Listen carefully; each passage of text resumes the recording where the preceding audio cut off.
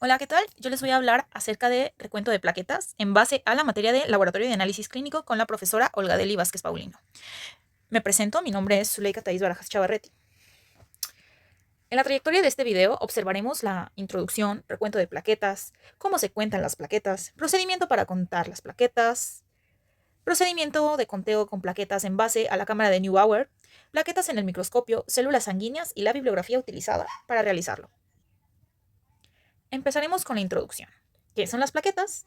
Bueno, las plaquetas son trozos diminutos de la célula en forma de disco que se encuentran en la sangre y el vaso. Las plaquetas son fragmentos de células muy grandes de la médula ósea, que se llaman megacariocitos, los cuales ayudan a producir coágulos sanguíneos para hacer más lento el sangrado o frenado y facilitar la cicatrización de las heridas. Hay problemas cuando la cantidad de plaquetas es insuficiente o excesiva, o las plaquetas no funcionan como deberían. Esto es importante, ya que lo veremos más adelante. También tienen otro nombre que se llaman trombocitos. ¿Qué es un recuento de plaquetas? Bueno, ya les explicamos qué son las plaquetas. Ahora vamos a explicar el cómo se realiza este conteo. El recuento de plaquetas se realiza mediante un análisis de sangre, donde un profesional extrae una muestra venosa como lo que vemos en la imagen. Como pueden ver, aquí está siendo una mujer puncionada en las venas. Se usa generalmente del brazo, la cual se analiza en el laboratorio automatizado usando un anticoagulante de EDTA para determinar el número de plaquetas por microlitro de sangre, que vendrían siendo estos tubos con tapa azul. Morado. No requiere ayuno ni preparación especial. El proceso es rápido y seguro. También cuenta con otro tipo de nombres, como viene siendo el recuento de plaquetas, que es el que más se conoce, recuento de trombocitos, prueba de función plaquetaria, ensayo de función plaquetaria o incluso estudio de agregación plaquetaria. Como pueden ver, tiene muchos estilos. ¿Para qué se usa? Bueno, el conteo de plaquetas suele usarse para controlar o diagnosticar afecciones que causan demasiado sangrado o coagulación. Las pruebas funcionales plaquetarias se pueden usar para diagnosticar ciertas enfermedades plaquetarias, comprobar el funcionamiento de las plaquetas durante procedimientos quirúrgicos, y un ejemplo de ellos vendría siendo el bypass y de reparación de traumatismos. Estos procedimientos tienen un mayor riesgo de sangrado. Además, se encarga de evaluar a pacientes antes de una operación si tienen antecedentes personales o familias con trastornos hemorrágicos. Por eso es importante hacérselos. También ayudan a vigilar a las personas que toman anticoagulantes, ya que estos medicamentos pueden administrarse para reducir la coagulación en personas con riesgo de un ataque al corazón o accidentes cerebrovasculares. Un conteo de plaquetas mide el número de plaquetas en la sangre. Como podemos ver, es importante ver si hay gran cantidad de plaquetas o no, y en este caso cada uno tiene su distinto nombre. En el recuento de plaquetas más bajo de lo normal se le conoce como trombocitopenia, ya que esto puede hacer que la sangre se salga excesivamente después de un corte o una lesión que cause el sangrado. Como podemos ver aquí en la imagen, podemos ver que en una imagen normal o sangre como tal normal se encuentran plaquetas, mientras que en la trombocitopenia casi no hay plaquetas. Como pueden ver, aquí podemos ver 1, 2, 3, 1, 2, 3, 4, 5, 6, 7, 8, 9, 10, mientras que en la otra imagen solo se observa 2. Luego tenemos la trombocitosis, que es un recuento de plaquetas más alto de lo normal. Esto puede hacer que la sangre coagule más de lo necesario. Los coágulos de la sangre, como sabemos, son peligrosos porque pueden bloquear el flujo sanguíneo. Como podemos ver en la imagen, aquí, en la primera vena se encuentra en estado normal, ya que el flujo de la sangre es libre y las válvulas, que son esas pequeñas aletas de la base, ayudan a la sangre que suba correctamente hacia el corazón, mientras que en el segundo, que es donde es el inicio de la trombosis, puede ser ocasionada por diversas razones. Las plaquetas se comienzan a agrupar y a pegarse en las paredes del vaso sanguíneo. En la tercera vena vendría siendo ya el crecimiento, donde el coágulo ya se hizo más grande, dificultando el paso de la sangre, lo cual puede causar dolor e inflamación en la zona. Comúnmente se ve en las piernas. El cuarto, que ya viene siendo más peligroso, es donde se encuentra una posible embolia. Como podemos ver, nos muestra la última fase. Una parte de este coágulo, llamada ahora émbolo, puede desprenderse. Este trozo es peligroso que se desprenda, ya que viaja por todo el torrente sanguíneo y puede llegar a órganos vitales como los pulmones o el cerebro, bloqueando así el flujo de la sangre de forma repentina. ¿Cuándo es necesario hacer este recuento de plaquetas? Bien, el paciente podría necesitar un conteo de plaquetas o una prueba funcional plaquetaria si tiene al menos estos síntomas. Por ejemplo, yo lo dividí en dos partes. ¿Qué pasa cuando el paciente o qué síntomas da nuestro cuerpo cuando el paciente tiene menos plaquetas de lo normal? Que viene sangrar por un largo tiempo después de una lesión o corte pequeño. Sangrar constantemente por la nariz, como podemos ver en la animación. Tener moretones sin causa aparente. Pueden ser manchas rojas en la piel y de tamaño de la punta de un alfiler, también conocidas como petequias. También tenemos manchas violáceas, que vienen siendo como la imagen de aquí. Pueden ser también rojas o madrones en la piel, conocidas como púrpura. Pueden ser causadas cuando hay sangrado debajo de la piel. Luego también tenemos en las mujeres periodos menstruales abundantes que duran mucho tiempo. E incluso tenemos sangre en la orina, las heces o en el recto, donde las heces salen del cuerpo. ¿Cuándo se necesita un recuento de plaquetas en caso de que lo tengamos o tengamos más de lo normal? Bueno, nuestro cuerpo nos va avisando. En esto podemos ver entumecimiento de manos y pies, dolores de cabeza constantes, mareos, debilidad e incluso hinchazón y calor en la parte inferior de las piernas. Aquí tenemos de cuando se necesita un recuento de plaquetas los valores como tal de referencia y clasificación. Como podemos ver, los valores normales son de 150,000 a 400,000 plaquetas.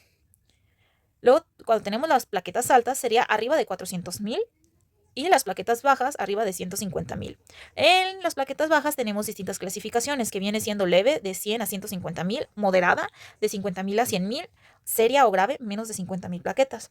También afectan el género, aunque usted no lo crea, ya que las mujeres el recuento medio puede estar entre 150,000 y 371,000, mientras que en los hombres puede estar entre 135,000 y 317,000.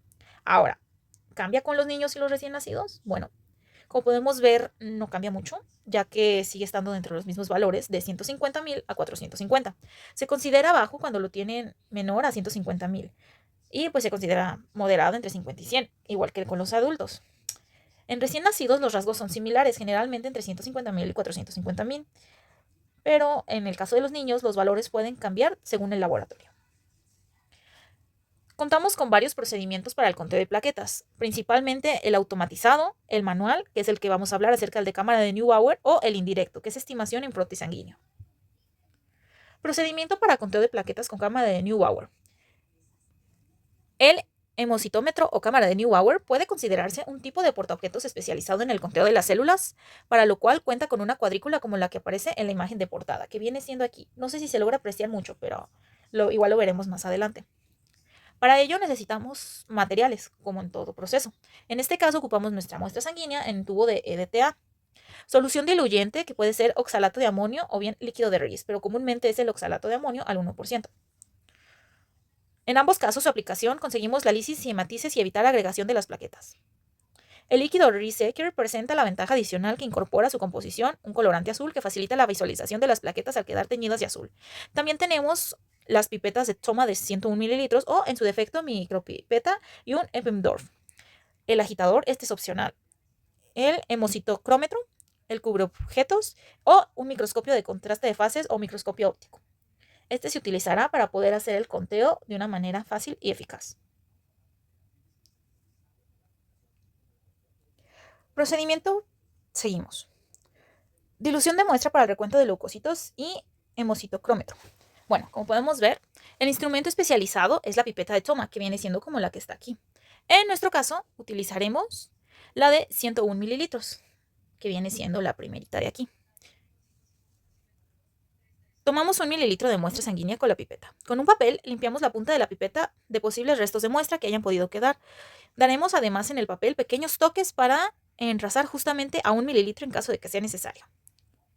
Tomamos el líquido de Turk lentamente hasta enrasar la pipeta a la señal de 101. Ojo, si no disponemos de estas pipetas, será suficiente hacer una dilución 1 a 100 en un tubo de Eppendorf, la cual es una dilución recomendada en este protocolo. Agitamos de 2 a 3 minutos en el agitador o en su defecto manualmente, para así obtener una muestra homogénea. Una vez hecho esto, hacemos el llenado de la cámara para el recuento de plaquetas del hemocitómetro, donde se coloca un cubreobjetos sobre el hemocitómetro y, ya sea por su propia pipeta o tomando 10 microlitros de la dilución hecha, vamos a llenar la cámara desde el extremo de la muestra hasta completarla, haciéndolo con precaución para que no se desborden ni se creen burbujas. En el recuento de plaquetas vamos a poner el hemocitómetro sobre la platina del microscopio óptico. Y lo primero que se debe de hacer será dejar reposar la muestra de 2 a 3 minutos para que las plaquetas sedimenten y podamos visualizar mejor. Aquí tenemos una imagen de lo que vamos a hacer. 2. Pasado el tiempo, nos enfocamos en primer lugar en 4X para identificar los diferentes cuadrantes, ya que, como pueden ver, tenemos 1, 2, 3, 4. En sí tenemos más, pero los veremos más adelante. En este caso, el cuadrante central será el que utilizaremos para conteo, tal y como se representa en la siguiente imagen. Una vez colocado el cuadrante, aumentaremos a 40X y contaremos las plaquetas que hay en él. como les dije, les iba a mostrar que había más. Iremos haciendo un barrido por cada uno de los 25 cuadrantes pequeños que componen cada cuadrante lateral, tal y como se muestra en la siguiente imagen, y siendo el famoso método de la L. En este método consiste en que si un determinado cuadrante hay plaquetas localizadas justos en la línea que delimitan, se contarán solo aquellos localizados sobre la L. Como tal, la L es imaginaria. Con ello, conseguiremos no contar dos veces la misma plaqueta en dos cuadrantes diferentes. Ojo, se tiene que tener cuidado con los cuadrantes superiores y lateral derecho. En ellos sí se debe contabilizar las plaquetas de todos los límites, al no haber otros cuadrantes contiguos en los que se vaya a contabilizar posteriormente. Una vez contabilizadas las plaquetas, procedemos a realizar los cálculos para conocer cuántas había en la muestra de origen. En primer lugar, debemos saber en qué volumen se contiene dicha cantidad de plaquetas. Para ello, sabemos que el cuadrante central tiene unas dimensiones de 1 por 1 milímetros. Además, tiene una profundidad de 0.1. Con todo ello, si multiplicamos estos valores 1 por 1 por 0.1, obtenemos el volumen de 0.1 milímetros cúbicos. Después necesitamos transformar esta unidad a medida. Como saben, debemos saber que 1 mililitro es igual a 10 a la 3 milímetros cúbicos y que 1 mililitro es igual a 10 microlitros. Por lo tanto, otra forma de expresar de que el volumen total de un cuadrante central es de 0.1 microlitros. Para poder dar el valor en volumen de 1 microlitro, multiplicamos el número de plaquetas 1 por 10 y así obtenemos el número de plaquetas en la muestra diluida. Por último, lo que nos queda es aplicar el factor de dilución para concluir cuántas plaquetas hay en la muestra de origen, sin diluir, y para ello lo único que debemos hacer es multiplicar por 100, ya que la muestra estaba diluida 10 veces. En resumen, la fórmula simplificada sería el total de plaquetas contabilizadas en el cuadrante central por 10 por 100. Eso es igual al número de plaquetas por microlitro.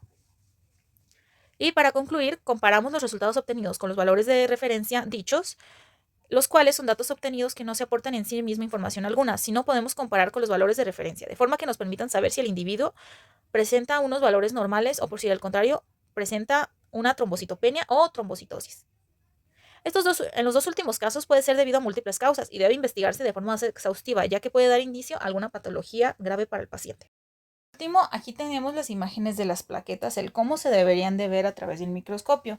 Aquí podemos ver cómo se ven unas plaquetas normales, cómo se ven si nuestro paciente tuviera trombocitopenia o cómo se ven si tuviera trombocitosis. Aquí les dejo una pequeña imagen de las células sanguíneas que podemos encontrar en los frotis, que vienen siendo los monocitos, macrófagos, linfocitos, neutrófilos, eosinófilos, basófilos, eritrocitos y plaquetas. Y estas serían nuestras referencias bibliográficas. Ante todo, muchas gracias por su atención y que tengan bonito día.